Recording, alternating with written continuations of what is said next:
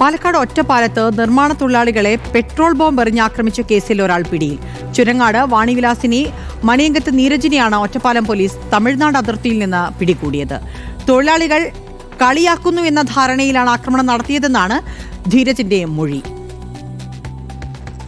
ഇക്കഴിഞ്ഞ തിങ്കളാഴ്ച പുലർച്ചെ 2:30 ആക്രമണം. ചുനങ്ങാട് വാണിവിലാസിനി അങ്കണവാടി റോഡിൽ വീട് നിർമ്മാണത്തിനായി എത്തിയ കോഴിക്കോട് സ്വദേശികൾക്ക് നേരെ പ്രദേശവാസിയായ നീരജ് പെട്രോൾ ബോംബ് എറിയുകയായിരുന്നു.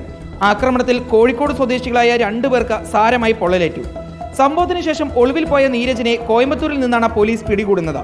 നിർമ്മാണം നടക്കുന്ന വീട്ടിലെ തൊഴിലാളികൾ നിരന്തരം കളിയാക്കുന്നു എന്ന ധാരണയിലാണ് ബോംബ് എറിഞ്ഞതെന്നാണ് നീരജ് പോലീസിന് നൽകിയ മൊഴി.